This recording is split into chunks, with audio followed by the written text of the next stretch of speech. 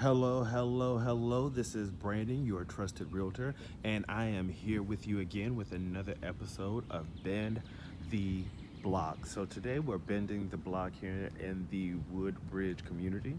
As you see, we started off right here with this nice hot pink little number.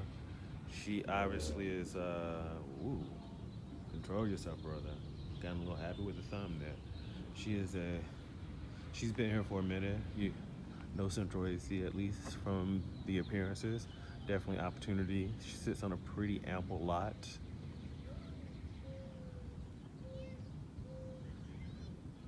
This home is interesting, just generally in design. I'm gonna get to that as we walk through. So we've already seen two really kind of interesting, quirky homes. Like a Tesla. And the reason I like this Bend the Block series is it gives me an opportunity, A, to get out and get a little bit of exercise. B, I get to show you some properties and just, have a conversation with you, just as friends who are walking and talking, right? And today I want to talk to you about amortization. Amortization. What is amortization? Amortization, or an amortization schedule. Amortization is the payments that you owe, the principal and interest payments, and those payments over the lifetime of the loan, which is typically for most people 30 years. Amortization is this cool, funny principle, cool principle, because it basically is like a future clock, a predictor. And it lets you know how much, or kind of shows you how much is going towards your interest and how much is be going towards your principal, right? And principal, if you don't know, is basically the amount that you borrowed, outstanding balance, right? And the interest is, your interest rate. You pay a percentage of, it's a percentage of, or that percentage of your home amount of your principal balance. And that's the interest rate is assigned by the mortgage company, and you get that when you get ready to buy a house. But what a lot of people don't realize once they buy a house is that, and the new laws do really good about having to disclose this, is that you see how much money you're borrowing from the mortgage company or whatever lender you're using, but you also see how much you'll end up paying in interest. Ooh, look at these two houses. How much you'll end up paying in interest to your lender for that money. And what becomes really cool from a disclosure standpoint is you get a sense of knowing how much you are going to pay or what that amortization is going to look like. And the second word that I mentioned was that's pretty. Amortization schedule. The amortization schedule is, it's a breakdown. It's an itemized breakdown of every payment and how that payment will shake out, like I said, over 30 years. And what one of the cool tricks about amortization is that you can quote unquote beat the amortization schedule. If your bank has laid out that over 30 years it's going to take you 30 years to buy back this loan, and you are really kind of stuck, quote unquote, if you will, with having to pay the note and pay all that interest, the reality is you're not. If you want, you can begin to pay more each month, or even more frequently than that, so that you're in a situation where you owe less or your principal balance is smaller. So this is how this breaks out. So let's say you owe $100,000 on a property, and that's what you buy the property for. However, and you have an interest rate. Your interest rate is, 1%.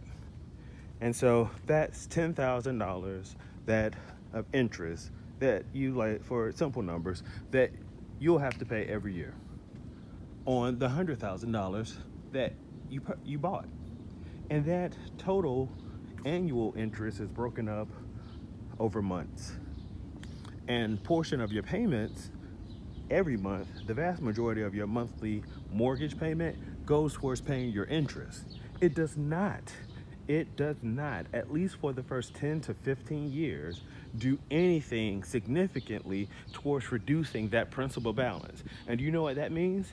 If that principal balance is still high, and that is the number that your lender uses to calculate interest, then guess what? The higher that principal balance number is, thank you for the person back there who said it, the more interest they'll be able to charge.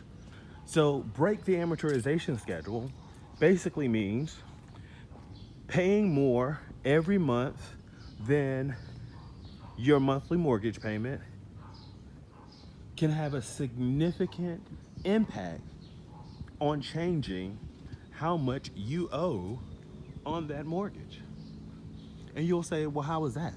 Because you're attacking the very principle, the very fundamental aspect of your mortgage that determines how much interest you will have to pay. And that is the principal. So if you're able to reduce your principal instead of by $1,000, but by $2,000 in a month's time, that is less money that your lender has available to charge you or to charge interest against. So the name of the game here is not only winning from buying a house, but being able to be the owner of that house a whole lot sooner than 30 years. So what's the benefit to amortization? Said my homegirl in the back, and thank you for asking that question and for paying attention. I do not like texture houses like this. I don't know if any of you all watch Real Housewives of Potomac, but one of my favorite scenes is it Potomac? No, Married to Medicine. And one of my scenes is when the girl, I forget what her name is, she's married to the doc, well, I guess they're all kind of married to doctors, that's why it's called Married to Medicine. Anyways, she goes to the girl's house, Dr. Heavenly's house, I think, and she's like, you need to pressure wash this, and then she uses an expletive. And I just find that so funny whenever I come across a house that, you know, needs to be pressure washed. Oh my gosh, just go right there on the porch. Oops. Anyways. So yeah, so that was kind of one of my scenes. That's one of the things I think about. So you can break the amortization schedule. And by breaking the amortization schedule, that means that you put yourself in a position where you can own that house in closer to 15 years than 30 years.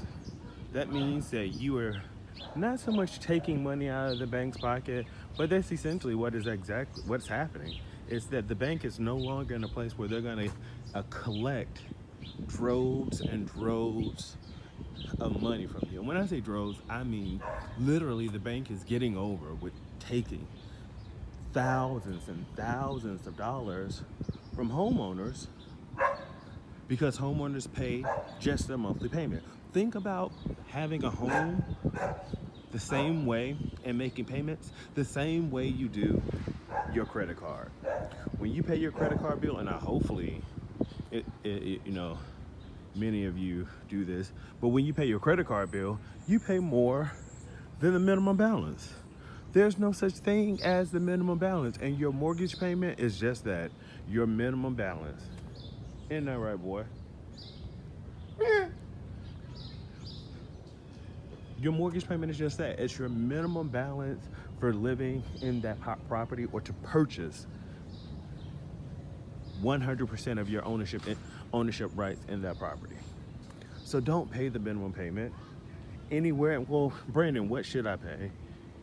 What's a good option? What's a good number for me to pay? That's a great question, but I can't answer that for you. I always recommend if you can squeeze out about $100 extra on your mortgage payment, that's a good number. That's a solid number every month to add to your mortgage.